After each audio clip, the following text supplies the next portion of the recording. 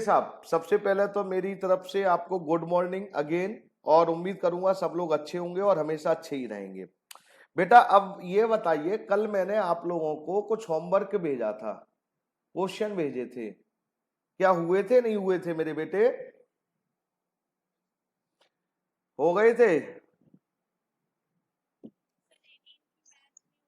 18 की मैच नहीं हो रही है। अब मैं क्या करूंगा मेरी बेटा, मैं उसका सॉल्यूशन भेज दूंगा मेरी बेटा, ठीक है ना? ठीक है, अगर फिर भी अगर प्रॉब्लम हो तो क्या करेंगी मेरी बेटी आप? अगर फिर भी प्रॉब्लम होगी तो आप क्या करोगे मेरे बेटा? फोन कर लूंगी, पूछ लूंगी, क्लास में डिस्कस कर लूंगी, ये कर लूंगी, ठीक है ना मेरे बेटा? लेकिन पूछना जरूर है मेरी बेटी, ठीक है ना? वो कल मैंने क्वेश्चन आपको बाहर से भेजे थे। ये आवाज निशा, अच्छा निशा ही की आवाज आ रही है बेटा, ठीक है बेटा निशा, ये साउंड म्यूट करिए बेटी। ओके ओके, हाँ वहां से डिस्टरबेंस था बेटा। तो आज क्या मैं आगे चैप्टर शुरू कर सकता हूं मेरे बेटा? उसमें किसी को कोई डाउट तो नहीं है मेरे बेटे? आज हम लोग आगे एक चैप्टर शुरू करने की कोशिश कर रहे हैं मेरे बेटा, और एक वैसे तो मैं फाइनल अकाउंट शुरू करना चाह रहा था, लेकिन क्योंकि उसमें कुछ यूज होना है इस चैप्टर का, इसलिए मैंने एक शुरू किया नया chapter, good Saint on approval basis. Goods sent on approval basis और गुड्स सेल्स और रिटर्न, गुड सेल और रिटर्न बेसिस। ये चैप्टर का नाम है बेटा good Saint on approval basis. एक नया चैप्टर है और एक अच्छा चैप्टर है। अच्छा का मतलब मैं कहूं सिंपल सा 2-3 दिन का चैप्टर है हार्डली मेरे बेटा। पहले मैं आपको ये बताने की कोशिश कर रहा हूं, सभी लोग जरा ध्यान से सुनेंगे मेरी बात। ये है क्या मेरे बेटा? है क्या? आपको ये समझ लेना चाहिए कि जब भी हम गुड्स बेचते हैं तो गुड्स का सोल्ड होना, जब गुड्स हम सोल्ड करते हैं तो गुड्स कैसे कैसे सोल्ड कर सकते हैं बेटा जी? सबसे पहले क्या हुआ था, गुड्स जब सोल्ड किया तो हम बदले में क्या लेते थे मेरे बेटा जी? कैश। क्योंकि मार्केट पता है आजकल क्या हो रहा है, गुड्स तो हम बेच रहे हैं लेकिन मार्केट भी एक तरह से कंपटीशन होता चला जा रहा है, आपस में ही कंपटीशन होता चला जा रहा है। सबसे पहले वैसे तो मैं आपसे कहूं तो सबसे पहले हमारे यहां जब गुड्स सोल्ड किया गया था तो साहब कैश में नहीं बेचा गया था। सबसे पहले गुड्सों में एक्सचेंज हुआ था। अगर आपको कुछ याद हो, अपनी हिस्ट्री के बारे में थोड़ा नॉलेज हो, मतलब क्या हुआ करता था, एक्सचेंज होता था मेरे बेटा। एक्सचेंज क्या होता था मेरे बेटा?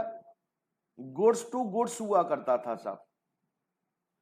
गुड्स टू गुड्स का मतलब क्या हुआ कि बेटा कि एक सामान के बदले दूसरा सामान दे देते थे। जब हम लोग बहुत पुराने पहले की बात बता रहा हूं, जब हम लोगों की कोई एक क्या कहते हैं नॉलेज नहीं थी, हम अनपढ़ लोग थे, गांव कहते हैं जंगलों में रहते थे, धीरे धीरे हम डेवलप हुए तो पैसा तो बाद में, कॉइन्स तो बाद में आए हैं ना। पहले क्या होता था, एक आदमी अगर सपोज करिए राइस का मतलब चावल बना रहा है तो बेटा दूसरा गेहूं, तो राइस मतलब चावल और गेहूं में एक्सचेंज कर लेते थे। जिसको चावल की जरूरत है वो चावल ले लेता था, बदले में गेहूं, मतलब एक्सचेंज करते थे सामान का एक दूसरे से। फिर धीरे धीरे हम लोग बेटा डेवलप होने लगे। जब हम थोड़े और डेवलप हुए तो बेटा हमारे कॉइन बन गए, कैश में ट्रांजेक्शन होने लगी। जब हमारे कैश में ट्रांजेक्शन होने लगी मेरे बेटा तो और इजी हो गया साहब, एक सामान लेने के लिए कैश दे दो और सामान ले लो। लेकिन फिर मार्केट बेटा जी थोड़ा आगे बढ़ा। अब लोगों के पास, जिनके पास कैश नहीं था, जिनके पास कैश नहीं था वहां तक बिजनेसमैन पहुंचना चाहते थे। बिजनेसमैन का मतलब कंपनियां वहां तक पहुंचना चाहती थी क्योंकि अपने गुड्स को सोल्ड करना चाहती थी। उन्होंने कहा देखो भाई, जिनके पास कैश नहीं है वो हमें ऐसा करो, वो उधार खरीद लो। फिर क्रेडिट में भी बेचना शुरू कर दिया। उन्होंने कहा जी आराम से पैसे दे देना, कोई प्रॉब्लम नहीं है, आज नहीं है कल दे देना, क्या प्रॉब्लम है। तो हम बेटा गुड्स को सोल्ड कैश में, कैश के बाद क्रेडिट में करने लगे। फिर साहब आपको बताऊं, जब फिर और प्रॉब्लम आने लगी, लोग बेटा जी कैश देने के बाद फिर क्रेडिट आ गए, उधार में आ गए। अब उधार के बाद भी आदमी बोला यार तुम उधार तो देते हो लेकिन बदले में है ना पैसा इकट्ठा ले लेते हो। तो बोले कौन? बिजनेसमैन, कंपनियां क्या बोली, टेंशन ना को, टेंशन लेने की जरूरत नहीं है, आप अपना सामान है ना हमसे खरीद लो और पैसा हमें इंस्टॉलमेंट पे दे दो। इंस्टॉलमेंट पे बेचना शुरू कर दिया। जैसे एक चैप्टर ये हायर परचेज होता है, हायर परचेज, तो इंस्टॉलमेंट सिस्टम पर आपको समझ लेना चाहिए, इंस्टॉलमेंट पर बेचना शुरू कर दिया। अब इंस्टॉलमेंट पे बेचना शुरू कर दिया। आपको बता दूं कि दिल्ली में, दिल्ली के अंदर, हम दिल्ली में रहते हैं मेरे बेटा, दिल्ली के अंदर अगर 100 गाड़ी है, कार है, 4 व्हीलर है, तो 4 व्हीलर में से 95% गाड़ियां इंस्टॉलमेंट पर हैं। क्योंकि दिल्ली के अंदर जो आदमी रहता है, मोस्ट प्रोबेबिलिटी मैं कहूं एवरेज अगर देखा जाए तो सबसे ज्यादा मिडिल क्लास का आदमी रहता है। और मिडिल क्लास के व्यक्ति के सपने भी बहुत स्ट्रांग होते हैं, क्योंकि वो अपना दिखावा ज्यादा होता है कि मेरे पास एक घर भी होना चाहिए। तो घर भी उसने क्या करा, इंस्टॉलमेंट में खरीद लिया। फ्लैट था, फ्लैट इंस्टॉलमेंट में खरीद लिया। फिर घर खरीदा, घर के बाद उसके मन में गाड़ी और खरीद लेना चाहिए। अब उसकी सैलरी 50,000 है। अब उसी 50,000 में भैया वो घर भी चलाएगा, घर फ्लैट की भी इंस्टॉलमेंट दे रहा है, अब वो गाड़ी कैसे खरीदे? तो उसको क्या करा, बिजनेसमैनों ने, गाड़ी 4 व्हीलर के जो मैन्युफैक्चरर हैं उन्होंने उसको सपना दिखाया कि टेंशन मत ले, इंस्टॉलमेंट पे खरीद ले, जैसे फ्लैट खरीदा है इंस्टॉलमेंट पे दे दो। तो बेटा ये क्या हो रहा है कि अपने सामान को बेचने का प्रोसीजर बताया जा रहा है कि पहले एक्सचेंज करके बेचते थे, फिर कैश में बेचा, फिर क्रेडिट में बेचा, फिर इंस्टॉलमेंट पे। उसके बाद फिर एक आया, पता है क्या आया, पहले चेक करें,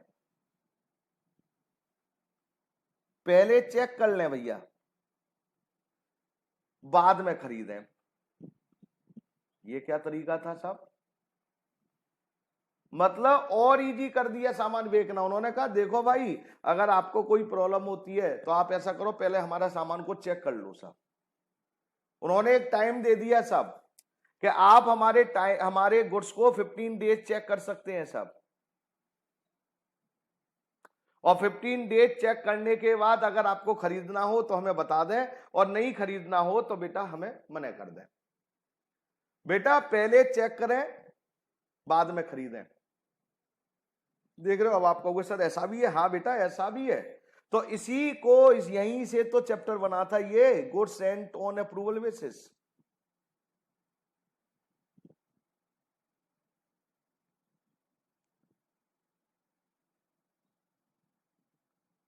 यहीं से चैप्टर आया साहब, goods sent on approval basis. Goods sent on approval basis में क्या होता है वो भी सुन लो जरा ध्यान से बेटा जी। जैसे मैंने कहा पहले चेक करें, फिर बेटा जी खरीदें। अब आपको मैं एक एग्जाम्पल दे रहा हूं, जरा ध्यान से सुनिए। ये अपनी मैं बना दे रहा हूं एक, इसके ये कानों के ये कुंडल, ये अपनी कैफ है साहब, कैटरीना कैफ, कैटरीना लिख दे रहा हूं। और साहब ये एक जीन्स की दुकान पर है बेटा, जीन्स की दुकान, ये जीन्स की शॉप है।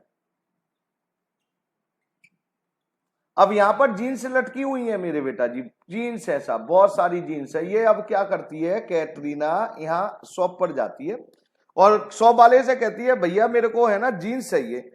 बोला क्या मिल जाएंगी मैम? तो बोली कैटरीना, बोली पहले ले गई थी उसमें जीन्स में ये एक दो प्रॉब्लम आई थी, कोई टाइट निकली थी, किसी की जिप्स खराब हो गई थी। उसने कहा अच्छा मैम। तो बोले इस बार है नहीं, मैं ऐसे काम नहीं। तो बोला मैम ऐसा करो, आप टेंशन मत लो, आप मेरे यहाँ से जीन्स ले लो और आप है ना पहले रिलैक्स होकर चेक कर लो जीन्सों को। बोला अच्छा ऐसा भी होगा कि हाँ। उसने कहा मैडम आपको जीन्स कितनी चाहिए? बोला मेरे को तो अभी 2 जीन्स चाहिए केवल, ध्यान से सुनना है। उसने कहा ठीक है 2 जीन्स आप ले जाओ और आप क्या करो, इन जीन्स को 15 डेज तक चेक करो, पहन लो। 15 डेज के अंदर, मतलब 15 दिन की बाउंडेशन दे दी कि 15 डेज के अंदर अगर आपको पसंद है तो आप मेरे को एक्सेप्टेंस भेज देना, एक्सेप्टेड कर देंगे तो मैं समझ लूंगा मैम ने जीन्स खरीद ली। और अगर आपने 15 डेज के अंदर, जरा ध्यान से सुनना, यहां पर कुछ चीजें बोल रहा हूं, तो यहां 15 डेज के अंदर आपने सबसे पहले तो इंफॉर्मेशन देनी पड़ेगी। इंफॉर्मेशन किस चीज की देनी पड़ेगी? एक्सेप्टेड की या रिजेक्टेड की? कि आपने एक्सेप्ट करा, मतलब जीन्स एक्सेप्ट करी कि रिजेक्ट करी? बोले ओके। बोले अगर मैम आपने 15 डेज के अंदर इंफॉर्मेशन नहीं दी, नो इंफॉर्मेशन, अगर आपने जो बियॉन्ड टाइम है उसमें इंफॉर्मेशन नहीं दी, तो मैं ये मानूंगा कि आपने एक्सेप्ट कर रखा है मेरा प्रपोजल, मतलब आपने एक्सेप्टेड है जीन्स, आपने खरीद रखी है। तो यहां पर क्या हुआ साहब, कटरीना ने क्या किया, 2 जीन्स ले गई, और 2 जीन्स ले जाने के बाद मेरे बेटा उसने क्या करा, जीन्स यूज करी, और यूज करने के बाद उसे ऐसा लगा कि एक जीन्स, मतलब एक जीन्स तो सही है, दूसरी जीन्स उसके लायक नहीं है, सेकंड जीन्स उसके लिए नहीं है, बेकार है। तो उसने क्या करा, एक जीन्स एक्सेप्ट कर ली और दूसरी जीन्स रिजेक्ट कर ली। तो यहां पर क्या हुआ बेटा, goods sold on approval basis, मतलब आपको गुड्स सोल्ड किया गया था। कैसे? अप्रूवल, अगर आपकी अप्रूवल होगी तभी वो खरीदा हुआ माना जाएगा, अदरवाइज वो रिटर्न मान लिया जाएगा। बोला अच्छा। तो मेरे प्यारे बच्चों, इस चैप्टर में क्या होने वाला है आप ये समझिए कि हम यहाँ पर गुड्स भेजेंगे, और गुड्स भेजने के बाद मेरे बेटा या तो वो एक्सेप्टेड होगा या रिजेक्टेड होगा। तो क्या मेरी बात यहां तक आपको समझ में आई क्या नहीं आई? पहले एक बार मेरे को हाँ और ना का जवाब दे दीजिए प्लीज। क्लियर है साहब? अब बात आती है मेरे बेटा अकाउंटिंग ट्रीटमेंट। कोई डाउट तो नहीं यहां तक बेटे? ओके, कैफ कोई डाउट? ठीक है, ओके बेटे ओके। अब हम आगे चलते हैं साहब। अब आगे क्या हुआ, अब जरा ध्यान से। तो पहले ये आता है कि कोई गुड्स अगर बेचा जाएगा, या मैंने आपको, अगर सपोज करिए मैं दुकानदार हूं, शॉपकीपर हूं, मैन्युफैक्चरर हूं, और आप मेरे कस्टमर हैं, अगर मैंने कोई गुड्स आपको दिया तो वो कब सेल माना जाएगा? मेरी बात समझ में आ रही है? कब सेल माना जाएगा? तो हमारे यहां मेरे बेटा एक एक्ट है, अगर आपको मालूम हो, और वो है सेल ऑफ गुड्स एक्ट। या सुनाया आपने ये सेल ऑफ गुड्स एक्ट? ये आपके सीए में है क्या नहीं है, ये बोलिए पहले। है, सेल ऑफ गुड्स एक्ट पढ़ेंगे आप। उसमें मेरे बेटा एक सेक्शन 24 है मेरे बेटा। वो सेक्शन 24 में बताया गया है कि कोई अगर मैन्युफैक्चरर, कोई सेलर, बेचने वाला किसको? कंज्यूमर को, कस्टमर को बेचेगा, तो कस्टमर को बेचा हुआ माल कब सेल माना जाएगा? तो उसके लिए बेटा जी जरा ध्यान से, थोड़ा सा हम इसकी 1 मिनट के लिए थोड़ा पढ़ेंगे, ज्यादा अच्छा रहेगा। पहले आपको मैं इंट्रोडक्शन, जैसे मैंने इंट्रोडक्शन दिया, जरा ध्यान से देखेंगे। मैं स्क्रीन पर आ गया हूं साहब, आपकी बुक में है, ये आपकी बुक में है बेटा, सारा लिखा हुआ है साहब। In case of goods sent on approval, in case of goods sent on approval और सेल और रिटर्न बेसिस, ऑन सेल और return basis, customer is allowed, क्या अलाउड होगा मेरे बेटा जी? Please attention. Customer is allowed to take possession of goods with the right to return them before the period specified. मतलब क्या हुआ बेटा? मतलब customer is allowed to take possession, customer वो मतलब जिसको हमने उसको पोजेशन दी है, of goods with the right to return, उसके पास राइट है। क्या राइट है बेटा? रिटर्न करने का, before the expiry of the period specified. अगर मैंने कस्टमर से कहा है कि आप मेरा गुड्स 15 डेज तक अगर आप अपना यूज कर सकते हैं, जैसे मैंने कटरीना से कहा था कि आप मेरी जीन्स 15 डेज तक यूज कर सकते हैं, तो उसके पास राइट है। क्या राइट है? कि ये रिटर्न कर सकती है 15 डेज तक, ये बोला गया है। आगे लिखा है if he fail to do so, अगर वो ये 15 डेज के अंदर नहीं करती है, मतलब उसने कोई इंफॉर्मेशन नहीं दी, तो it would be presume that he has decided to purchase them, हम ये मान लेंगे कि ये उसके द्वारा गुड्स परचेज कर लिया गया है, मतलब हमारी सेल हो गई है।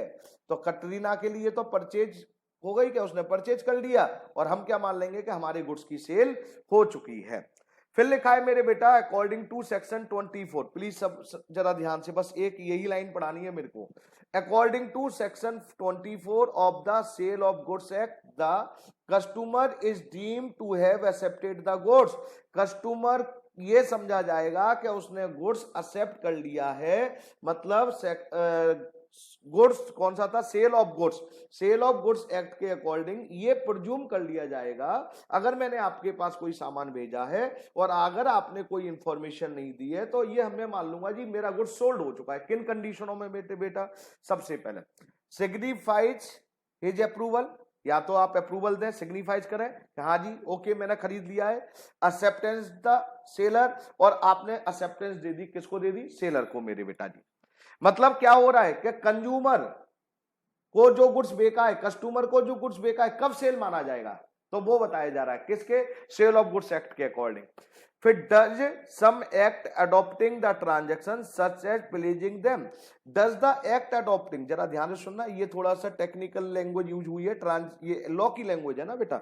Does some act adopting the transaction, मतलब क्या हुआ सर, अगर ट्रांजैक्शंस होते वक्त, प्लेजिंग का मतलब है आपने कुछ यहां प्रॉमिस कर दिया है, प्रॉमिस कर दिया है, अगर आपने ट्रांजैक्शंस करते वक्त कुछ ऐसा प्रॉमिस कर दिया है कि आपको खरीदना ही है, फिर तो वो भी सेल मानी जाएगी। जैसे अभी मैं बताता हूं, जैसे मैंने कहा, जरा ध्यान से सुनेंगे। अब हम लोग क्या करते हैं मेरे बेटा, हम लोग अमेजन से, फ्लिपकार्ट से सामान मंगवा लेते हैं, कैश ऑन डिलीवरी लिखा होता है साहब, cash on delivery, cash on delivery. अब इसमें क्या होता है, अब वो सामान ले आया तो ये हमारी क्या होती है, ट्रांजैक्शन हमारी क्या हो रही है, अडॉप्टिंग, प्लेजिंग हो रही है, प्रॉमिस किया जा रहा है कि आप हमें ये सामान भेज दीजिए और हम इसका पैसा कैश में दे देंगे। तो वो सामान जब वहां से भेजा जाता है ना दुकान, अमेजन फ्लिपकार्ट से, तो उनके दिमाग में क्या होता है, गुड सोल्ड हो गया है, क्योंकि आपके और अमेजन के बीच एक कॉन्ट्रैक्ट हो चुका है, ट्रांजैक्शंस का लेन देन नहीं हुआ है, लेकिन प्रॉमिस कर दिया है कि जी मैं खरीद लूंगा।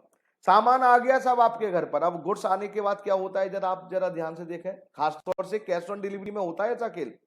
क्या होता है साहब, गुड्स आ गया, अब वो एक डिब्बे में लेकर आया, अब हम डिब्बा खोलने लग जाते हैं, वो क्या कहता है कुरियर वाला, भैया ऐसा है आप ये खोल तो रहे लेकिन इसको मैं वापस लेके नहीं जाऊंगा। या तो वो क्या कहता है आपसे, भैया पहले आप मेरे को पैसे दो और फिर आप खोलो चाहे आग लगाओ, मेरे को कोई मतलब नहीं है। कहने का मतलब ट्रांजैक्शंस वहीं कंप्लीट हो गई जहां आपने उस पर ऑनलाइन पर बाय का मतलब आपने सारी कंडीशन फिल कर दी। तो अगर आपने कोई ट्रांजैक्शंस होते वक्त अगर कुछ प्रॉमिस कर दिया है तो मेरे बेटा वो भी सेल मानी जाएगी। फिर लिखा है retain the goods without giving notice of rejection. आपने retain the goods, retain the goods, आपने गुड्स रख लिया विदाउट गिविंग द नोटिस, आपने कोई नोटिस ही नहीं दिया कि आपने गुड्स रिजेक्ट कर दिया। डिसअप्रूवल का मतलब आपको पसंद नहीं है, beyond the period of fix of return, beyond the period fixed for return, जो आपका पीरियड है, जैसे मैंने कहा कैटरीना ने 15 मैंने दिया था 15 डेज। अब आपने क्या करा, गुड्स अपने पास रख दिया, कोई रिजेक्शन का नोटिस नहीं है, कोई डिसअप्रूवल का नोटिस नहीं है, और टाइम पीरियड हमारा खत्म होने वाला है, तब भी गुड्स क्या माना जाएगा मेरे बेटा, तब भी गुड्स सेल माना जाएगा। तो मैंने आपको यह बताया कि किन किन कंडीशन में गुड्स को सोल्ड माना जाएगा, कि मैन्युफैक्चरर के द्वारा गुड्स बेच दिया गया है। तो कौन सा था पहला बेटा जी, कि या तो आपको अप्रूवल मतलब आपकी अप्रूवल हो जाए, या आपने एक्सेप्टेंस दे दी सेलर को, या आपने जिससे खरीदा है उसके बीच ट्रांजैक्शंस करते वक्त आपने कुछ प्रॉमिस कर रखा है, या आपने जो गुड्स आपने रखा हुआ है विदाउट रिजेक्शन, आपने कोई नोटिस ही नहीं दिया उसको कि जी रिजेक्ट कर दिया, मेरे को पसंद नहीं है, आप वापस ले जाओ, कोई अगर इंफॉर्मेशन नहीं है बियॉन्ड द फिक्स पीरियड, उस पीरियड के अंदर, तब भी गुड्स सोल्ड माना जाएगा। बात आती है मेरे बेटा, इतना करने के बाद अब जरा ध्यान से देखेंगे, बात क्या आती है मेरे बेटा, केवल बात इतनी छोटी सी है कि अब हमें करना क्या है, करना यह है कि इसकी अकाउंटिंग सीखनी है सब, बस अकाउंटिंग जब सीखनी है तो मेरे बेटा जरा ध्यान से देखेंगे बेटा, बस बस इतना, और बस थोड़ा सा काम खत्म मेरा बस। उसके बाद अब अकाउंटिंग की जब बात आती है प्यारे बच्चों, तो अकाउंटिंग यहां से शुरू होती है इसकी। सेल ऑफ गुड्स, जरा ध्यान से बेटा जी, sale of goods on approval और return basis, accounting treatment when the business send goods. जब बेटा इसकी अकाउंटिंग ट्रीटमेंट तीन तरह से होती है, पहली होती है बेटा जी कैजुअली, दूसरी होती है मेरे बेटा जी फ्रीक्वेंटली, और तीसरी जो यहां लिखी हुई है उसे ठीक कर लेना मेरे बेटा, यहां होती है न्यूमरसली। ये मैंने जब प्रिंट आउट करने के लिए दी थी तो इसकी सेटिंग बिगाड़ दी थी, इसलिए गड़बड़ हो रहा है ये सारा। तो इसके 3 मेथड होते हैं सब। पहला होता है मेरे बेटा sale of goods on approval और रिटर्न बेसिस का अकाउंटिंग ट्रीटमेंट। सबसे पहले क्या होगा, कैजुअली मेथड, मतलब मैं ये कह सकता हूं गुड्स ऑन अप्रूवल बेसिस को रिकॉर्ड करने के 3 मेथड है। पहला कैजुअली मेथड, दूसरा फ्रीक्वेंटली मेथड, और तीसरा मेरे बेटा न्यूमरसली मेथड। अब हम एक एक कर कर मेरे बेटा जी तीनों को पढ़ेंगे। तो अब यहीं पर मैं बातों को खत्म करता हूं और अब मैं अपने नोट्स की तरफ हटाकर अब लिखना शुरू करता हूं।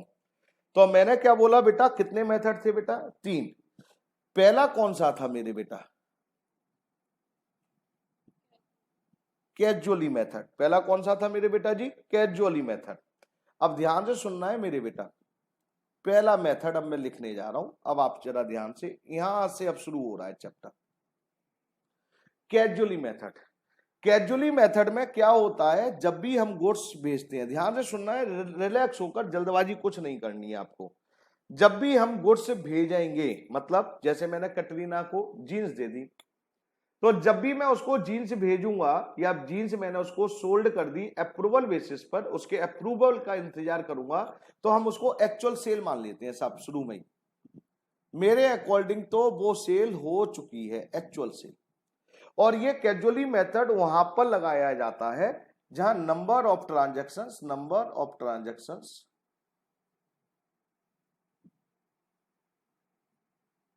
इज शॉर्ट या few, number of transactions is few, जहां नंबर ऑफ ट्रांजैक्शंस क्या होती है, कुछ कम होती है मेरे बेटा। मतलब जहां पर नंबर ऑफ ट्रांजैक्शंस कम होती हैं वहीं पर ये कैजुअली मेथड लगाया जाता है, पहले आपको ये याद रखना है। ओके सर, ये भी बात हो गई। अब इसमें होता क्या है मेरे बेटा जी, अब जरा काम की बात करते हैं, ध्यान से अब लिखते चलना है अब आपको मेरे बेटा। अब यहां पर गुड्स जो बेचा गया, अब जरा ध्यान से सुनना है, रिलैक्स होकर प्यारे तरीके से मेरे बेटा। देखिए ये मैं सब आपको बताता चलूंगा, लिखते चलना। 1 जनवरी और साहब ये हमारी 31 दिसंबर, और ये 31 दिसंबर, ये मैं यहां पर ईयर भी लिख दूं 20 थी, तो ये 31 दिसंबर 20। पहला खेल ये है, गुड्स हमने मेरे बेटा यहां पर, यहां का मतलब है सपोज कर लीजिए 1 फरवरी को सोल्ड करा। कैसे सोल्ड करा मेरे बेटा जी, goods sold on approval basis. और उसने क्या करा मेरे बेटा, इसी ईयर में, मतलब विद इन सेम ईयर, मतलब सेम ईयर की बात हो रही है, उसको यहां का मतलब मैं डेट लिख दे रहा हूं साहब, ज्यादा डेट तो नहीं, मैं यहां पर लिख दे रहा हूं 1 मई। चलिए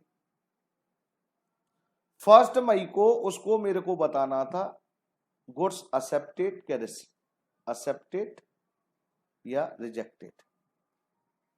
तो पहला केस हमारा क्या हुआ, जब हमारी सेम ईयर में आपने गुड्स सोल्ड करा हो। तो पहले जरा ध्यान से अब लिखते चलना बेटा जी, अब मैं यहां नोट्स आपके बनाता चल रहा हूं। व्हेन, बोर्ड समझा रहा था, अब यहां बता रहा हूं, when goods sold on approval basis.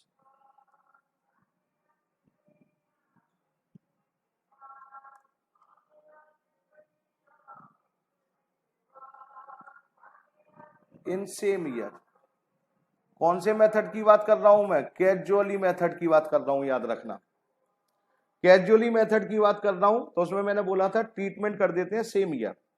तो आपने क्या करा मेरे बेटा जी, फर्स्ट, मैं डेट भी लिख दे रहा हूं, 1 फरवरी को when goods send on approval basis. जब आपने गुड्स अप्रूवल 1 फरवरी को भेजा साहब, तो मैंने क्या कहा था, कैजुअली मेथड में हम उसको एक्चुअल सेल मान लेते हैं। तो हमारी एंट्री क्या होती है मेरे बेटा, पार्टी ऑब्लिक डेटर, क्योंकि हम तो उधार बेच रहे हैं ना, सेल मानेंगे, पैसा तो आया नहीं अभी, तो टू सेल्स पार्टी या debtor account debit to sales account. Okay sir, अब क्या होगा मेरे बेटा जी, अब पीछे आइए साहब। अब 1 मई तक आपने टाइम दिया था उसको, अब 1 मई तक क्या होगा, या तो गुड्स एक्सेप्ट होगा और या रिजेक्ट होगा, दोनों में से एक ही काम होगा। तो मैं कह रहा हूं बेटा जी प्लीज, सेम ईयर की बात चल रही है, याद रखना इन चीजों को। लिखेंगे व्हेन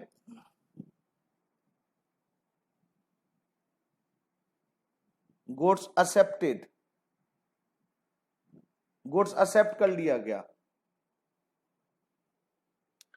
जब गुड्स एक्सेप्ट कर लिया गया तो लिखेंगे मेरे बेटा जी नो जर्नल एंट्री।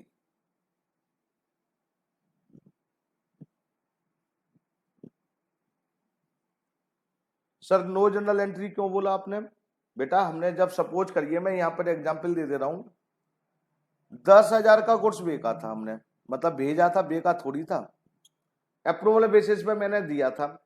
अब उसने, उसके पास है, मैंने तो शुरू में ही सेल मान लिया था जी, बेच दिया जी मैंने, तो अब उसने अप्रूवल दे दिया जी, मैंने गुड्स एक्सेप्ट कर लिया है, तो इसका मतलब आपको दोबारा एंट्री थोड़ी डालेंगे, आपने तो पहले ही डाल दी थी, इसलिए अप्रूवल के टाइम, एक्सेप्टेड के टाइम कोई एंट्री नहीं डालेंगे। लेकिन अगर वो रिजेक्ट कर दे, when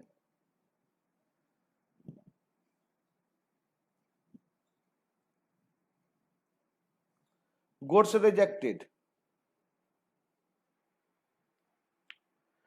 when goods rejected, okay, जब गुड्स रिजेक्ट कर दिया जाए तो बेटा एंट्री उल्टी कर देना इसकी बेटा जी, क्योंकि अब आपने जो सेल माना था वो कैंसिल हो गई है। Sales account debit to party oblique debtors account,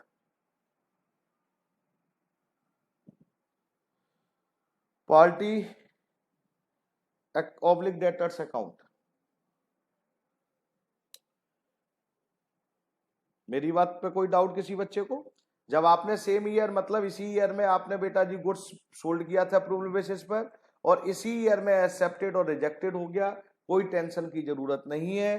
तो एक्सेप्टेड और रिजेक्टेड, एक्सेप्टेड में नो जर्नल एंट्री, और इसमें बेटा जी एंट्री रिवर्स कर देंगे, जैसे मैंने बोला था सेल्स टू पार्टी। प्लीज, क्या यहां तक समझ में आया क्या नहीं आया मेरे बेटे? कोई डाउट नहीं यहां तक? कोई डाउट है? चलिए बेटा, चलिए साहब, थैंक यू बेटा। अब यहीं पर मेरे को एक चीज और बतानी थी बेटे, बतानी थी सर, मतलब भूल गए नहीं, भूला नहीं हूं बेटा, अब मेरे को यहीं समझानी है थोड़ा सा। ये एक्सेप्टेड, फिर वहां लिखवा दूंगा, आपने गुड्स भेजा था, ध्यान से सुनना मेरे बेटा, आपने गुड्स भेजा था, यहां पर सोल्ड किया था, सपोज करिए 10,000 का, 10,000 ले ले रहे हैं, 10,000 जैसे, तो यहां पर हमने एंट्री मान ली, कर दी हमने, जैसे अभी करी थी, गुड्स सोल्ड करा, तो एंट्री क्या डाली मैंने बेटा? मैंने डाली party oblique debtor account debit to sales, कोई डाउट नहीं। आपने फिर क्या होगा, एक्सेप्टेड करा या रिजेक्टेड, दो ही कंडीशन होंगी। एक्सेप्टेड करा तो आपने एंट्री डाली नो जर्नल एंट्री, क्योंकि यही सेल मान लिया था। रिजेक्टेड करा, कोई प्रॉब्लम ही नहीं है, उसमें एंट्री रिवर्स कर दी, यहां तक कोई डाउट नहीं है, ट्रीटमेंट तो सेम है जैसे अकाउंट्स पढ़ते हैं। लेकिन जब एक्सेप्ट किया तो यहां पर ध्यान से सुनना, कुछ ऐसे भी हमारे सामान होते हैं, प्लीज अटेंशन, गुड्स होते हैं जिनके बारे में आपको मैं नॉलेज दे दूं, जिनकी वैल्यू, गुड्स की वैल्यू, ध्यान से सुनना भैया जी, गुड्स की वैल्यू आज का मतलब करेंट डे कुछ और है, और आफ्टर फ्यू डेज कुछ और हो जाएगी। मतलब अब आप कहेंगे संजय सर क्या कहना चाह रहे हैं बेटा? मैं ये कहना चाह रहा हूं, करेंट डे अगर सपोज करिए वैल्यू है 10,000, तो हो सकता है आफ्टर फ्यू डेज, मतलब after 2 month, after 2 month, 15 days, 10 days, जो भी मेरे और आपके बीच में कंडीशन है, तो इसकी वैल्यू बढ़ भी सकती है, हायर भी हो सकती है, और लोअर भी हो सकती है। आप कहेंगे संजय सर एग्जाम्पल दो, एक आध दो के, मेरे को मालूम है एग्जाम्पल लिए मानेंगे आप, मानेंगे नहीं बेटा। गोल्ड, अरे मानसी इसको बेटा बंद कर ले मेरी बेटा प्लीज, मानसी इसको, हाँ बेटा, हाँ बेटा, जैसे गोल्ड, गोल्ड की वैल्यू मालूम है आपको? गोल्ड की वैल्यू कैसे चलती है? गोल्ड की वैल्यू पर डे चेंज होती है। अगर आज आपने सपोज करिए, अब आप कहेंगे संजय सर फिर गोल्ड अप्रूवल बेसिस पे कौन बेचता है? नहीं नहीं साहब, हो जाता है साहब, आपको मैं बताऊं, मेरी आपकी जान पहचान है, ऐसे मान लीजिए मेरी गोल्ड की शॉप है, अब मैं ही कह दे रहा हूं साहब, आप सपोज करिए मेरे पास इशू डागर आ गए कि साहब इशू डागर जी आएंगे, सर मेरी मम्मी का बर्थडे है, मेरे को एक रिंग दे दीजिए, मान ले रहे हैं एग्जाम्पल। मैंने कहा मेरे बेटा कोई प्रॉब्लम नहीं, अब इशू को मैं जानता हूं। बोले संजय सर देखना ये कितने की रिंग है? मैंने कहा बेटा रिंग अभी मैं वेट कर रहा हूं, वेट करके बताया 5,000 की। बोला संजय सर अभी मैं इसको है ना पहले मम्मी को दिखाऊंगी और उसके बाद उन्होंने एक्सेप्ट करा, तो मैंने कहा कोई प्रॉब्लम नहीं, इशू आज थर्सडे हो रहा है, आप फ्राइडे सैटरडे तक दिखा लें, फ्राइडे सैटरडे तक, आप सैटरडे तक बता देना। तो सर पैसे, मैंने कहा सैटरडे को जो रेट होंगे बता दूंगा। अब सपोज करिए गोल्ड के रेट आज की डेट में मेरे को वैसे करंट नहीं मालूम है, सपोज करिए 40,000 है, 40,000 10 ग्राम के, 10 ग्राम के 40,000 है, और 2 दिन बाद आफ्टर 2 डेज सैटरडे को हो सकता है ये 41,000 पर ग्राम हो जाए, 41,000 10 ग्राम, और हो सकता है मेरे बेटा ये 38,000 पर 10 ग्राम हो जाए। तब क्या करेंगे? तो उस केस में मैं पैसे किसके हिसाब से लूंगा? जिस दिन मेरे को एक्सेप्टेंस मिलेगी, याद रखना। तो जिस दिन एक्सेप्टेंस मिलेगी, अगर वो सेम डेट सेम पैसे हैं, सेम है, तो उसकी तो कोई प्रॉब्लम ही नहीं। अगर हायर हो जाए और बेटा जी लोअर हो जाए तो क्या करेंगे साहब? तो क्या करेंगे? एंट्री डालेंगे, सिंपल सी बात है। तो सर कैसे एंट्री डालेंगे? तो वो मैं आपको समझा दे रहा हूं, जरा ध्यान से देख ले रहे हैं बस। लीजिए साहब, अगर आपके पास वहां जगह है तो बहुत अच्छी बात, यहीं पर मैंने यहां लिख दिया एक्सेप्टेड के केस में, यहां अगर स्पेस है तो बेटा जी प्लीज, एक्सेप्टेड के केस में ही होगा, या तो वैल्यू क्या होगी हायर, या क्या होगी मेरे बेटा जी लोअर। अगर हायर हो जाए मतलब 10,000 की चीज थी और हायर हो गई सपोज करिए 2,000, मैं ऐसे मान ले रहा हूं, अगर हो गई 2,000 बढ़ गए तो क्या करेंगे? और एंट्री डाल देंगे। कौन सी? सेम एंट्री डाल देंगे यार, पार्टी, क्योंकि 2,000 रुपए लेने हैं ना, अब उससे पहले 10,000 से एंट्री डाली थी। पार्टी या debtor account debit to sales, कितने से मेरे बेटा जी? केवल 2,000 से। और लोअर हो गई, कम हो गई, तो मेरे बेटा जी क्या करेंगे? एंट्री बोलो मेरे बेटा जी अब, सेल्स टू पार्टी या डेटर्स अकाउंट।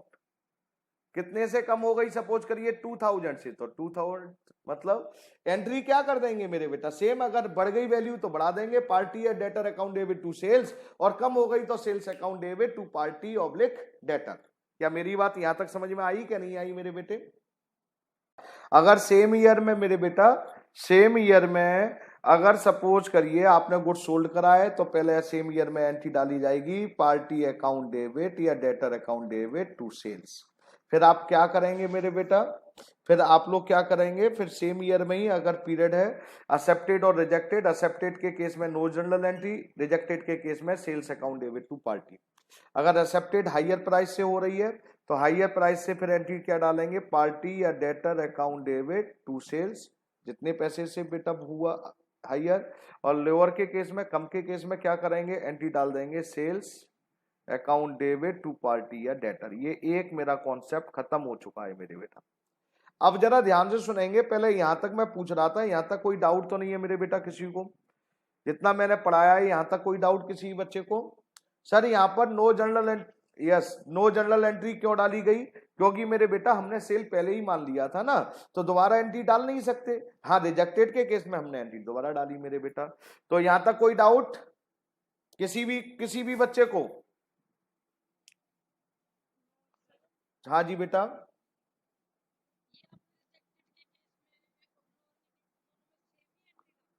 मैंने,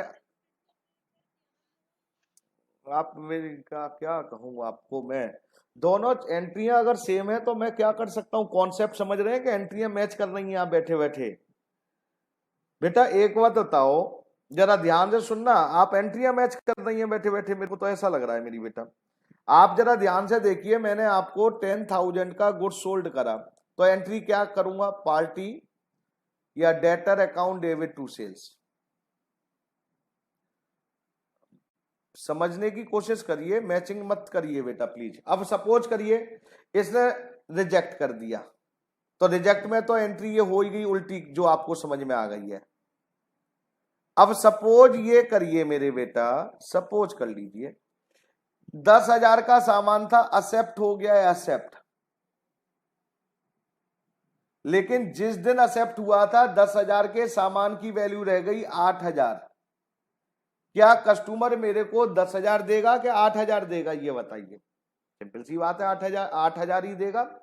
तो हमने यहां पर जो एंट्री में 2,000 ज्यादा डाल दिए हैं, हमने तो पहले ही सेल मान लिया था, लेकिन जिस दिन उसने एक्सेप्ट करा उस दिन 8,000 वैल्यू हो गई। तो अब हमें 2,000 अगर निकालने हैं, रिवर्स करने हैं, तो यही एंट्री रिवर्स होगी ना मेरे बेटा।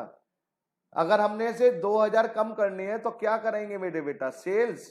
तो आप उसको कॉन्सेप्ट समझिए, ये मत देखिए कि ये सेम हो रही है क्या, कॉन्सेप्ट क्लियर होना चाहिए। ये क्लियर हुआ नहीं हुआ मेरे बेटा? चलिए साहब आगे आइए साहब, अब जरा ध्यान से सुनेंगे सभी लोग मेरी बात। इतना करने के बाद अब मैं केस ले रहा हूं दूसरा। वैन, सर 2 केस है? हाँ, अरे केस नहीं है यार, मैंने बना रखे हैं केस, तो ये 2 मिनट का केस है बस। When goods accepted and rejected in next year। ये तो था साहब सेम ईयर का। अब एक्सेप्टेड और रिजेक्टेड जो होगा वो नेक्स्ट ईयर में होगा। तो कैसे होगा वो भी क्लियर कर दे रहे हैं। चलिए साहब यहां पर ले रहे हैं थोड़ा सा समझाने के लिए। बेटा ईयर एंड है हमारी, सपोज कर ले रहे हैं 31 दिसंबर। मैंने यहां पर सपोज करिए ये है 29 दिसंबर। ध्यान से सुनना है, 29 दिसंबर को मैंने गुड्स सोल्ड किया अप्रूवल बेसिस पर। जब मैंने गुड्स 29 को करा तो एंट्री डाली होगी, क्योंकि कैजुअली मेथड में हम क्या करते हैं, एक सिंपल सी लैंग्वेज याद रखना, कैजुअली मेथड में हम एक्चुअल सेल ही मान लेते हैं स्टार्टिंग में ही। जब मैंने 29 को मेरे बेटा क्या करा, 10,000 का गुड्स सोल्ड करा, तो हमारी एंट्री बताइए क्या होगी मेरे बेटा। तो मैं एंट्री डालता चलूंगा और वहां समझाता चलूंगा साथ के साथ। तो एंट्री आपकी क्या होगी उस टाइम, क्या होगी जिस दिन आपने 29 को मेरे बेटा जी गुड्स भेजा था।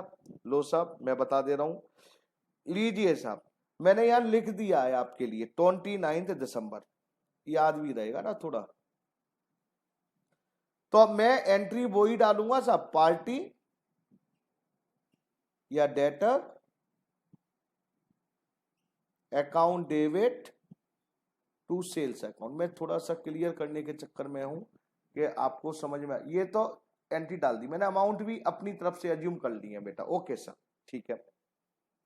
अब क्या हुआ साहब, हमने क्या करा, हमने ये करा कि हमने इससे कहा, जिसको हमने सपोज करिए क्या नाम लिख दूं साहब, लीजिए तमन्ना लिख दिया मैंने। तमन्ना को गुड्स मैंने दिया था 29 दिसंबर को 10,000 का, कोई बात नहीं साहब। तमन्ना से मैंने कहा बेटा बताओ अब क्या करना है। बोला संजय सर चेक करूंगी पहले, ऐसे थोड़ी मैं खरीद लूंगी। मैंने कहा अच्छा तमन्ना ऐसा भी करेगी कि हाँ। मैंने कहा अच्छा कितने दिन, बोली कि तमन्ना सर देखो मैं 5 जनवरी मतलब 5 जनवरी को बताऊंगी खरीदूंगी कि नहीं खरीदूंगी। अब आप ये देखिए 29 को तमन्ना ने लिया है गुड्स, और वो एक्सेप्ट या रिजेक्टेड मतलब अप्रूवल देगी नेक्स्ट ईयर। तो ध्यान से सुनिएगा। लेकिन हमारे अकाउंट तो प्यारे बच्चों सबसे पहले एक्सेप्टेड और रिजेक्टेड की तो छोड़ो, पहले तो अकाउंट हमारे 31 दिसंबर को ही बनेंगे, 31 दिसंबर को ही बनेंगे मेरे बेटा। तो हमें 31 दिसंबर अगर ईयर एंड बीच में आ जाए और एक्सेप्टेड और रिजेक्टेड का खेल हो, तो हमें यहां पर अपने अकाउंट मेंटेन करने के लिए, क्योंकि 31 दिसंबर मीन कि हमारी ईयर क्लोज हो रही है, ईयर क्लोज करते वक्त हमें अपने फाइनेंशियल अकाउंट बनाने होते हैं, फाइनेंशियल स्टेटमेंट बनानी होती है। फाइनेंशियल स्टेटमेंट का मतलब ट्रेडिंग अकाउंट, P&L अकाउंट और बैलेंस शीट बनानी होती है। तो अगर अब मैंने तमन्ना को कह दिया, सपोज करिए साहब मैं एक एग्जांपल भी ले रहा हूं आपको और अच्छा समझाने के लिए। मेरे पास सपोज करिए 100 मोबाइल थे और तमन्ना ने 10 मोबाइल ले लिए थे, तो मेरे पास से तो बेटा जी 90 ही रह गए ना, और 10 मोबाइल मेरे कहाँ है, तमन्ना के पास। अब तमन्ना ना तो मेरे को हाँ कर रही है ना कर रही है, क्योंकि उसके पास वो पावर है, क्योंकि उसने 5 जनवरी तक मेरे से परमिशन ले रखी है। लेकिन जब मैं यहां पर क्लोजिंग, जरा ध्यान से सुनेंगे, क्लोजिंग की बात कर रहा हूं, ईयर के एंड में बात कर रहा हूं, जब मैं अपना वेरिफिकेशन करवाऊंगा, ऑडिट करवाऊंगा, चेक करवाऊंगा कि मेरे पास दुकान में मोबाइल कितने हैं, मेरे पापा कहेंगे बेटा मोबाइल कितने हैं, मैंने कहा फादर पापा मेरे पास 90 है, 90 है, बोले नालायक 100 होने चाहिए थे, बोले 10 कहाँ है। अब 10 कहाँ है, अगर मैंने सेल दिखा दिया होता कि सेल हो गए तो पापा मान लाते, 100 थे, 10 सेल हो गए। लेकिन क्योंकि तमन्ना मेरी जान पहचान वाली थी, पापा को मैंने बताया नहीं था डर के मारे। अब पापा मेरे से पूछे 10 कहाँ है नालायक बता मेरे को, फिर मैंने बोलना पड़ा, मैंने को लगा आज पापा मेरी कर देंगे बेटा जी अच्छी तरह से। मैंने कहा पापा वो तमन्ना मेरी एक स्टूडेंट है, उसको मोबाइल की जरूरत थी घर में, 10 मोबाइल की। हाँ, मैंने कहा देखो वो कुछ भी करे, मैंने उसको दे दिए, लेकिन बेटा फिर उसको सेल नहीं करा। मैंने कि पापा अप्रूव करेगी, 5 तारीख तक बताएगी खरीदेगी क्या नहीं खरीदेगी। लेकिन मेरे बेटा मैं वही बताना चाह रहा हूं कि ये 10 मोबाइल क्या सोल्ड हो गए? नहीं सर, सोल्ड तो नहीं हुए। तो ये 10 मोबाइल हम अपने अकाउंट में क्लोजिंग स्टॉक में कैसे शो करेंगे, तो ये सारी चीजें अब आपको समझनी है। तो जैसे ही ईयर एंड हो, तो इसको मैं शॉर्टकट में अब समझा दे रहा हूं। अब जैसे ही ईयर एंड हो तो आपको क्या करना है, इधर ही लिख दे रहे हैं साहब प्लीज, कहां पर, यहीं पर लीजिए साहब। when year and, year and हो गया साहब बीच में, तो पहली एंट्री आप डालेंगे बेटा इसकी रिजेक्टेड की, क्योंकि बेटा ईयर एंड, क्योंकि सेल तो हुई नहीं है। तुरंत आपसे चार्टेड क्या कहेगा, पहले तो इस एंट्री को ठीक करो भैया जी, sales account debit to party या डेटर, क्यों सेल तो हुई नहीं है और आपने सेल दिखा रखी है। पहले तो ये तो इस सेल को रिवर्स करने की थी, और फिर मैं आपसे कह रहा हूं वो 10 मोबाइल 10 मोबाइल किसके पास थे, मेरे पास थे क्या तमन्ना के पास थे? तो आंसर आता है तमन्ना के पास थे। तो मैं क्लोजिंग स्टॉक में तो नहीं दिखा सकता हूं, लेकिन तमन्ना के पास तो दिखा सकता हूं ना। मेरे से कोई पूछे कि 10 मोबाइल कहाँ हैं, तो कहूंगा तमन्ना के घर पर हैं। तो बेटा उस दिन आपको एक एंट्री और डालनी पड़ेगी, क्या, स्टॉक विद तमन्ना। तमन्ना मत लिखना, कस्टमर लिखना, stock with customer account debit to trading account, क्योंकि क्लोजिंग स्टॉक ट्रेडिंग में आता है ना बेटे। अच्छा सर, और सबसे मजे की बात और बोलूं जो आपको याद रखना है, लीजिए सर ये, और अच्छा सबसे इंपोर्टेंट बात जो लिखने जा रहे हैं बेटा, एंट्री कॉस्ट पे डलेगी मेरे बेटे, ये कॉस्ट, ये एंट्री तो सेलिंग प्राइस पे ही डलेंगी जितने में गुड्स बेचा है, क्योंकि क्लोजिंग स्टॉक आप अगर बेटा प्रैक्टिकली सोचो यार, रटने की जरूरत क्या है। जब ट्रेडिंग अकाउंट बनाओगे, 100 खरीदे थे, तो ये किस पर बेटा जी, कॉस्ट पे ही तो दिखाते हैं परचेज। क्लोजिंग स्टॉक इसमें से अगर सपोज करिए तमन्ना को तो मैंने 10,000 का भेजा था, जबकि उसकी कॉस्ट 9,000 है, तो आप क्लोजिंग स्टॉक में क्या 10,000 का शो करेंगे? नहीं सर, 9,000 का cost. Closing stock, opening stock, purchase, ये सब किस पर शो होती हैं? कॉस्ट पर होती है मेरे बेटा। तो ये दूसरी entry stock with customer account debit to trading account किस पर होगी मेरे बेटा? Cost per. लीजिए साहब, सर अभी और है, अरे अभी अभी एक्सेप्ट कहाँ हुआ है गुड्स, नालायक को, अभी तो शुरुआत भी नहीं हुई है, ये तो बीच में ईयर एंड हो गई थी। लीजिए साहब, अब जरा ध्यान से सुनेंगे बेटा प्लीज। अब यहां पर मेरे बेटा जी एंट्री क्योंकि क्लोज हो गई थी, ईयर एंड हो गया था, तो हमने 2 एंट्री डाल दी, यहां से बात खत्म हो गई साहब। अब आते हैं साहब, किस डेट की बात आती है? अब आती है साहब 5th of January, 5th of January. अब 5th ऑफ जनवरी को अब तमन्ना क्या करेगी? इसमें 2 काम होने वाले हैं 5 जनवरी को, या तो तमन्ना एक्सेप्ट करेगी या तमन्ना रिजेक्ट करेगी, एक ही काम होगा। अगर तमन्ना ने एक्सेप्ट करे, अगर तमन्ना ने एक्सेप्ट करे तो आप तुरंत एंट्री क्या डालेंगे मेरे बेटा, पार्टी या डेटर या तमन्ना अकाउंट डेबिट टू सेल्स। क्योंकि आपने जो सेल करी थी पहले, सेल माना था, उस सेल को कैंसिल कर दिया था 31 दिसंबर को ईयर एंड में, तो आपने सेल कैंसिल हो गई, तो आपने दोबारा बेटा जब पार्टी ने कहा यस एक्सेप्टेड मैं खरीद लूंगी, तो मैं तुरंत डालूंगा पार्टी या debtor account debit to sales. और अगर रिजेक्टेड करे तमन्ना ने तो नो एंट्री। क्यों सर? अरे नो एंट्री क्यों? क्योंकि हमने ये सेल करी थी, सेल ईयर एंड में क्लोज कर दी, तो सेल वाली एंट्री तो खत्म। अब उसने रिजेक्ट करा तो हमें कोई एंट्री डालने की जरूरत ही नहीं है। उसने कहा रिजेक्ट सॉरी एक्सेप्ट करा तो एंट्री डाल देंगे कि क्या मान लेंगे, मान क्या लेंगे, एक्सेप्ट हो ही चुका है तो सेल हो गई, और एक्सेप्ट नहीं करा रिजेक्ट करा तो इसका मतलब सेल नहीं हुई। सेल नहीं हुई तो बेटा कोई एंट्री नहीं, और अगर सेल हो गई एक्सेप्ट हो गया तो एंट्री डाल देंगे मेरे बेटे। अच्छा सर और क्या होगा सर? फिर यहीं से दो केस प्लीज, अभी बताया था ना मैं, दो लिखवाऊंगा नहीं अब ये। यहां से एक्सेप्ट के केस में फिर क्या होगा, दो चीजें, या तो ज्यादा में या कम में।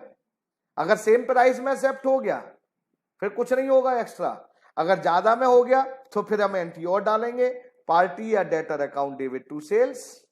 कम में होगा तो सेल्स टू पार्टी और टू डेटर। ओके सर, तो ये तो मैंने लिखवा दी है, ये तो आपको क्लियर है। अब मैं एक्सेप्टेड और रिजेक्टेड की बात कर रहा हूं। आइए साहब यहीं पर, अगर उसने वैन गुड्स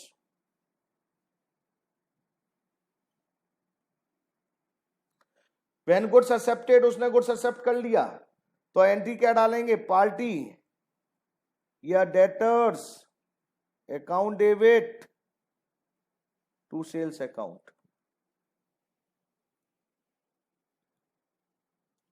और क्या होगा सर नेक्स्ट इसके आगे, व्हेन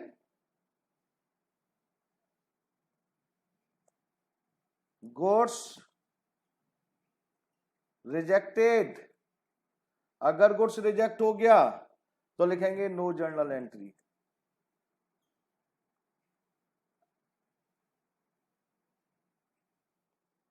अब यहां पर मैंने जब गुड्स एक्सेप्ट हुआ है तो मैंने हायर और लोअर नहीं लिखवाया, ये बार बार अब लिखवाने की जरूरत नहीं है, एक ही बार काम होगा ना बेटा। तो मैंने आपको कहा मेरे प्यारे बच्चों, इसमें दो चीजें आपको ध्यान रखनी है, जब भी क्वेश्चन होंगे तो आपको याद रखना है, क्या जिस डेट को गुड्स सोल्ड करा था, आपने सोल्ड करा था अप्रूवल बेसिस पर, क्या उसी ईयर में ही एक्सेप्ट हो गया है?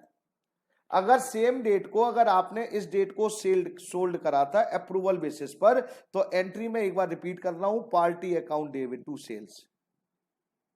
और अगर सेम ईयर में ही मेरे बेटा जी सपोज दो केस होंगे, या तो एक्सेप्टेड और या मेरे बेटा रिजेक्टेड। एक्सेप्टेड होगा तो नो जर्नल एंट्री क्योंकि हम सेल मान चुके हैं, और रिजेक्टेड होगा तो मेरे बेटा जी क्या, sale account debit to party. और अगर एक्सेप्ट हुआ तो एक्सेप्ट के केस में भी दो केस होंगे, हायर वैल्यू पर या लोअर वैल्यू पर। हायर पे होगा तो पार्टी या debtor account debit to sales, और कम पर होगा तो सेल्स टू पार्टी और टू डेटर। दूसरा केस क्या था, दूसरा केस क्या था मेरे बेटा, कि अगर सपोज करिए मेरे बेटा एक्सेप्टेड मतलब गुड सोल्ड किया था आपने मेरे बेटा जी यहां पर, जैसे मैंने लिखा था 29 दिसंबर, और एक्सेप्ट होना है मेरे बेटा जी 5 जनवरी को, तो जिस दिन आप गुड्स बेचेंगे उस दिन क्या एंट्री होगी, अब ऐसे समझ ले रहे हैं, तो एंट्री उस दिन डालेंगे पार्टी या debtor account debit to sales. लीजिए साहब, और अब पार्टी 5 जनवरी, क्योंकि टाइम बाउंडेशन जो पीरियड दे रखा था वो आगे नेक्स्ट ईयर में पड़ रहा है, तो आप ईयर एंड पर कुछ एक्स्ट्रा एंट्री डालेंगे साहब, क्योंकि ईयर क्लोज हो रही है। तो पहली एंट्री आप डालेंगे मेरे बेटा जी reverse sales account debit to party oblique debtors, और दूसरी एंट्री क्योंकि स्टॉक कस्टमर के पास है आपके पास नहीं है, तो बेटा आप डेबिट करेंगे stock with customer to trading account. ये एंट्री जितनी भी है सेल प्राइस पर होती है, और ये एंट्री कॉस्ट पर होगी। कैसे कॉस्ट निकलेगी वो मैं बता दूंगा।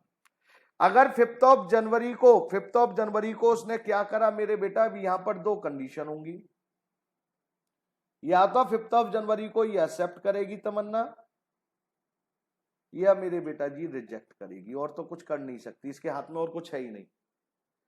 एक्सेप्ट करेगी तो एक्सेप्ट करेगी, क्योंकि यहां पर जब गुड्स सोल्ड हुआ था और सेल यहां कैंसिल हो गई थी, तो दोबारा एंट्री डालेंगे जितने का गुड्स एक्सेप्ट करा, पार्टी या डेटर टू सेल्स।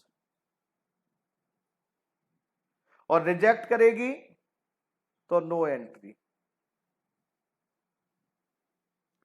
और यहां पर भी फिर मैंने आपको बताया था अभी थोड़ी देर पहले ही, एक्सेप्ट के मैं फिर दो ही केस मैं बार बार मैं बोल रहा था, या तो कम में या ज्यादा में, बस तो एंट्री वही हो जाएंगी कम और ज्यादा की, same party debtor to sales,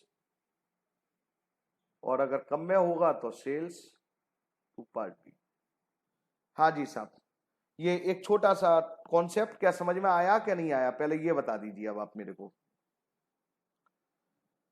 बेटा कॉन्सेप्ट समझ में आया क्या नहीं आया बेटा, कोई डाउट किसी बच्चे को? हाँ जी बोलिए सब। हाँ बेटा एक मिनट, आवाज नहीं आ रही बेटा, उधर से थोड़ी प्रॉब्लम है शायद उधर से। हाँ सागर। हम्म।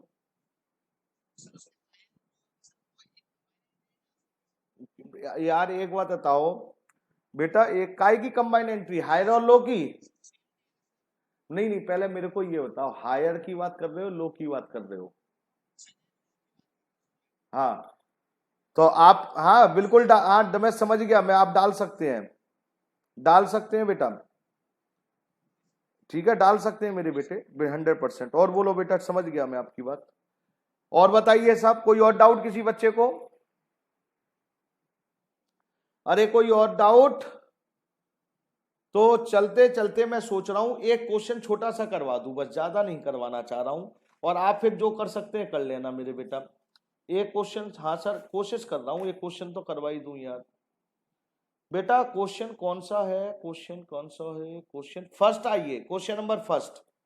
सभी लोग बुक निकाल लीजिए, बस एक क्वेश्चन करवाऊंगा, एक आइडिया, क्योंकि मेरे को कॉन्सेप्ट सिखा दिया है तो एक आइडिया भी दे जाऊं लगे हाथ, और कोई मेरा ऑब्जेक्ट नहीं है। Question number first. बेटा मेरे सामने जो बुक है और नई बुक के, देखो एक्चुअली क्या है, दो बुक अलग अलग दे रखी हैं। अब बेटा जी आप कौन सी, मतलब क्या नाम है आपका ये बता दो बस। आपका कौन सी बुक है, स्पाइरल वाली है, कौन सी बुक है? तो स्पाइरल वाली बुक का है 232। और बेटा जिन पर स्पाइरल वाली नहीं है वो आराम से निकाल लें, और निकल जाए तो मेरे को बस रिप्लाई कर दें हाँ निकल आया, मैं वेट कर रहा हूं 1 मिनट का बस। और ये आपको भी है बेटा, हाँ सी, यस यस यस, सी सेंट। आप कौन बोल रहे हैं बेटा, नाम बताओ? मोहम्मद कैफ। पेज नंबर बता दो मोहम्मद कैफ। बेटा 193 है, जो बच्चे 12th के फुल ईयर के बच्चे हैं 193 है, और जो बच्चे क्रैश कोर्स के हैं जिनका अभी अटेम्प्ट है 232 है बेटा। Thank you Kaif. लीजिए साहब जरा ध्यान से सुनेंगे मेरे बेटा।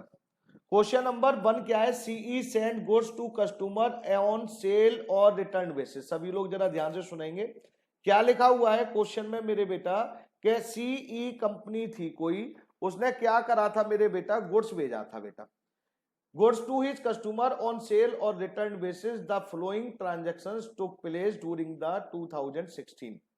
लिखा है मेरे बेटा 15 सितंबर send goods to customer on sale और return basis at cost plus, मतलब कॉस्ट प्लस, अब आप ये समझेंगे कॉस्ट प्लस का मतलब क्या होता है, सेल प्राइस दे रखा है ना, यहां देख लेना जिसको कोई प्रॉब्लम हो बेटा, मतलब सेल प्राइस का मतलब क्या होता है, कॉस्ट प्लस प्रॉफिट।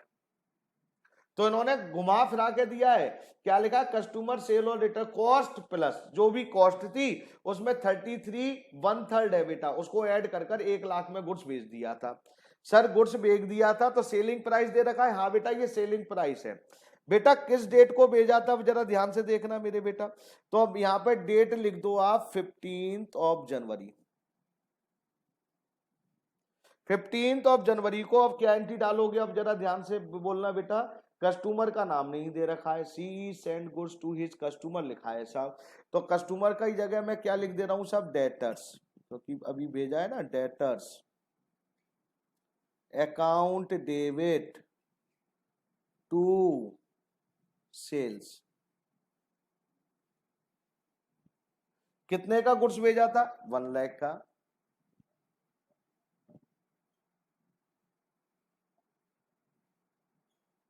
लीजिए साहब, ये एंट्री हो गई मेरे बेटा।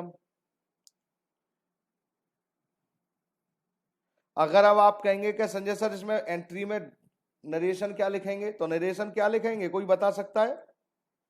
Being goods sold on approval basis,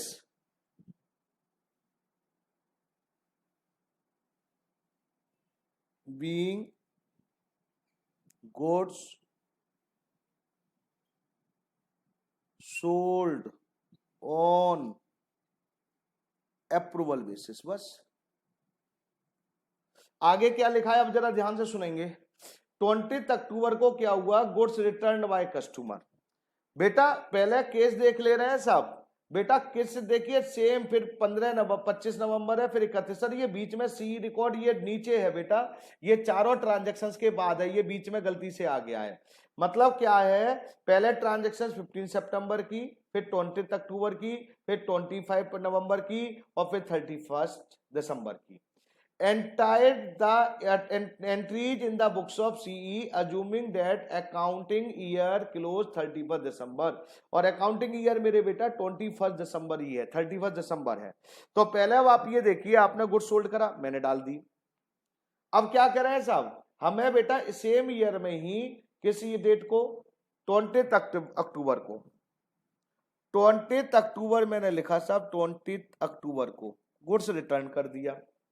goods return by customer कितना कर दिया? हमने तो सेल मान लिया था। अब बेटा जी रिटर्न कर दिया तो एंट्री अब क्या डाल देंगे बेटा? उल्टी कर देंगे, और क्या करेंगे? Sales account debit to debtors. कितने का रिटर्न कर दिया? 40,000। लीजिए मेरे बेटा जी। सर अब आगे पढ़ूंगा मैं, क्या होगा आगे, आइए साहब आगे रिलैक्स होकर देखते चलिए, क्वेश्चन अपने आप होता चलेगा। November 25 received letter of approval from customer. साहब हमें एक कस्टमर से रिसीव्ड हुआ था लेटर, किस डेट को बेटा जी? 25 नवंबर को। उसने कहा कि हमने 40,000 का गुड्स अप्रूव कर लिया है, मतलब सेल कर लिया है। तो सेम ईयर में ही चल रहा है साहब सारा खेल, नो जर्नल एंट्री। क्या ये बात समझ में आई क्या? नो जर्नल एंट्री, हाँ जी आई। अब आगे देखिए क्या हुआ साहब, ये आपका गुड्स कितना का ट्रीटमेंट हो चुका है अगर आप सोचें तो। 1 लाख रुपए का सामान भेजा था, 1 लाख रुपए में से बेटा जी कितने क्या बेटा जी? 40,000 रिटर्न कर दिया, 40,000 एक्सेप्ट कर दिया। अभी कितने रुपए का सामान और पड़ा हुआ है कस्टमर के पास? 20,000 का। लिखा है 31 दिसंबर goods with customer awaiting approval. ध्यान से सुनना नालाई को, ध्यान से। क्या करें? Goods with customer awaiting approval, मतलब 31 दिसंबर को अभी डेट नहीं हो रही, अप्रूवल का वेट कर रहे हैं, अप्रूवल का वेट कर रहे हैं। और ईयर बेटा ध्यान से सुनेंगे, 31 दिसंबर ये आ गई है, 31 दिसंबर यहां। और 20,000 के सामान का यही नहीं पता चल रहा कि यार क्या करें, वापस करें, मतलब वो अप्रूव करेगा, रिजेक्ट करेगा, क्या एक्सेप्ट करेगा। तो भाई हमें तो अकाउंटिंग करनी पड़ेगी ना। तो हम बेटा क्या करेंगे 31 दिसंबर को? अगर आपको थोड़ा सा याद हो, मैंने क्या कहा था कि अब 31 दिसंबर आ रही है साहब, तो पहले तो हम एंट्री रिवर्स करेंगे। क्या डालेंगे? Sales account debit to debtors. कितने का मेरे बेटा जी? 20,000। क्या 31 दिसंबर को एक ही एंट्री डलेगी मेरे बेटा? क्या 31 दिसंबर को एक ही एंट्री डलेगी मेरे बेटा? क्या वो गुड्स हमारे पास है क्या बेटा कस्टमर के पास है? कस्टमर के पास है, हमारे पास तो है ही नहीं यार। तो हम उस कस्टमर के पास है तो वो भी तो अपनी बुक में दिखाना पड़ेगा। तो मैंने बेटा जी एक एंट्री और बताई थी मेरे बेटा 31 दिसंबर को, यही लिख रहा हूं। क्या एंट्री बताई थी बताना? Stock with customer to trading account. अब मैंने जो एंट्री बताई थी ये किस पे बताई थी? कॉस्ट पर, याद है ना आपको? अरे हाँ ना तो बोलेंगे। अब कॉस्ट कॉस्ट कैसे निकाली जाए वो समझ लो मेरे बेटा। कॉस्ट निकालना मैं सिखा दे रहा हूं, अगर आप समझना चाहें तो। बेटा देखिए बहुत इजी है, मैं आपको एक रटने वाली चीज नहीं और बिल्कुल ऐसे ही समझा रहा हूं, हमेशा निकाल लेंगे। आप हमेशा याद रखना जब भी किसी की कॉस्ट प्राइस निकालें तो आप देखो क्या क्या गिवन है। कॉस्ट ये कह रहे हैं जी प्रॉफिट 33.3, इसका मतलब है 30.33। अगर आपको कॉस्ट प्लस दे रखा है तो बेटा कॉस्ट को आप 100 मानेंगे, मतलब अगर सेल प्लस दे रखा है तो सेल को 100 मानेंगे, कॉस्ट प्लस दे रखा है तो कॉस्ट को 100 मानेंगे। कॉस्ट 100 रुपए है, 33 रुपए प्रॉफिट ले रहे हैं, तो हमारी सेल प्राइस हो गया 133.33। अब आपको जरा क्वेश्चन में देखिए, ये 20,000 क्या है ये बताइए मेरे बेटा, कॉस्ट है क्या सेल प्राइस है? 20,000 सेल प्राइस है क्या कॉस्ट है, बताइए मेरे बेटा। सेल प्राइस, तो सेल जो भी आपको मालूम है सेल प्राइस 20,000। अब ध्यान से सुनना है, अब आपको कॉस्ट अगर निकालनी है तो कॉस्ट को जरा ध्यान से सुन लीजिए, एक्स मान लेंगे। अगर आपको प्रॉफिट निकालना है तो प्रॉफिट को एक्स मान लेना है। फिलहाल अब आपको क्या निकालना है, केवल अब आपको फिलहाल केवल कॉस्ट निकालनी है, तो बेटा हम क्या करेंगे, इसको एक्स मान लिया। जब हमने इसको एक्स मान लिया तो बेटा क्या करेंगे, क्रॉस मल्टीप्लाई कर देंगे बस। तो कैसे क्रॉस मल्टीप्लाई होगा मेरे बेटा, ये हमेशा के लिए बता दे रहा हूं, ये मंत्र। एक्स पहले लिखेंगे 100 multiply by the 20,000 divided by the कितने से कर दूं मेरे बेटा जी, 133.33। जब आप इसको डिवाइड करेंगे तो मेरे बेटा जी देखो कितना आया, जरा करके देखो, कैलकुलेटर हो तो। 20 multiply by the 100 divided by the 133.33, 15,000 आ गया मेरे बेटा। मतलब 20,000 के गुड्स की कॉस्ट कितनी थी, 15। अगर आपको प्रॉफिट निकालना है तो आप क्या करते हैं, अब मैं जरा यहीं पर एनालिसिस नहीं कर रहा हूं, कुछ समझ लो। अगर आपको प्रॉफिट निकालना होता तो आप क्या करते, प्रॉफिट को एक्स मान लेते, फिर क्रॉस मल्टीप्लाई ऐसे और ऐसे होता मेरे बेटा। तो ये आपको एक रूल्स बता दिया है मैंने, रटने की जरूरत नहीं है। तो कॉस्ट कितनी थी मेरे बेटा जी 15, तो ये एंट्री हो जाएगी बेटा जी 15,000 की। मैं रुका हुआ हूं साहब, ये क्वेश्चन आपको समझ में आया कि नहीं आया, पहले ये बता दीजिए प्लीज। पहले हमने 15 जनवरी को गुड सोल्ड करा 1 लाख का बेटा, debtor account debit to sales, फिर उसमें से बेटा 20 अक्टूबर को रिटर्न हो गया। तो सेम ईयर में अगर पहले एक्सेप्टेड होगा या रिजेक्टेड होगा, एक्सेप्ट होता तो नो जर्नल एंट्री, रिजेक्टेड की एंट्री डाल दी, रिवर्स कर दी। फिर उसने 25 नवंबर को 40,000 का गुड और एक्सेप्ट करा तो उसकी नो जर्नल एंट्री। 1 लाख में से 40,000 का गुड्स रिटर्न हो गया, 40,000 का एक्सेप्ट हो गया, बचा कितना 20,000। अब हम वेट कर रहे हैं, अप्रूवल का वेट कर रहे हैं, और हमारी ईयर एंड आ गई बेटा। ईयर एंड के बाद क्या हुआ, क्वेश्चन में गिवन नहीं है, तो ईयर एंड आ गई। तो 20,000 का हमने गुड्स का रिवर्स करा, हमने एंट्री डाली sales account debit to debtor 20,000, और फिर स्टॉक, क्योंकि स्टॉक हमारे पास नहीं है, हमारे कस्टमर के पास है, तो एंट्री डाली stock with customer to trading account. कोई डाउट किसी बच्चे को मेरे बेटा? अरे कोई डाउट बेटा? ये लेट कर लेते हैं मेरे बेटे, 1 मिनट बताता हूं मेरे बेटे। 100 कैसे आया, ये जादू था मेरे बेटे, मैजिक। लीजिए साहब, अब आप देखेंगे आगे चलकर, अगर क्वेश्चन में ये लिखा है कि कोई भी गुड्स, जैसे इनमें लिखा था 20,000 का है, और जो गुड्स सोल्ड, ये सेलिंग प्राइस है, और कह रहे हैं जी ये सेलिंग प्राइस है ना, कॉस्ट का 20% प्लस है। तो आप याद रखेंगे, अगर आपको कॉस्ट प्लस 20% है तो हम इसको लेट कर लेते हैं मेरे बेटा, एक को तो मानेंगे ना। आपको बेटा लेट क्या करना है, 100 रुपए।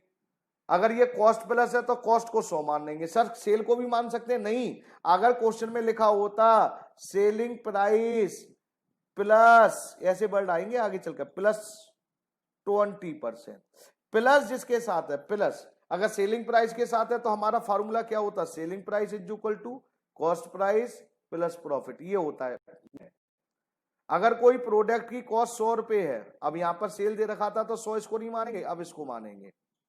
प्रॉफिट कितना था 20%, कॉस्ट कैसे निकलेगी, कॉस्ट निकल आएगी साहब, 20 को इसमें माइनस कर दीजिए, 80 निकल आएंगे साहब। तो आपको याद ये रखना है, जब भी लिखा हो कॉस्ट प्लस या सेल प्लस, तो कॉस्ट प्लस है तो इसको 100 मान लेना है, सेल प्लस है तो इसको 100 मान लेना है। लेट करेंगे सब। क्लियर सब? अरे क्लियर? क्या मैं और एग्जाम्पल दूं इसके बेटे? अरे क्या एग्जाम्पल और दूं? जरा ध्यान से देखो, एक एग्जाम्पल और दे दे रहा हूं अपनी तरफ से ही। अब फॉर एग्जाम्पल मैं अपनी तरफ से ही दे दे रहा हूं। अब good Saint on approval basis of ₹20,000 which selling price cost plus 20%, ये दे रहे हैं। Good send on approval basis of ₹20,000 which selling price, जिसकी सेलिंग प्राइस किसके बराबर है? कॉस्ट प्लस 20% है। अब आपसे मैं कह रहा हूं find out cost and profit, cost और प्रॉफिट निकालिए। तो आप क्या करेंगे? आप फॉर्मूले लिखेंगे जो आपको आना चाहिए। Selling price is equal to क्या होता है? Cost plus profit. अब बेटा जी कॉस्ट प्लस, तो कॉस्ट को क्या मान लेंगे? 100।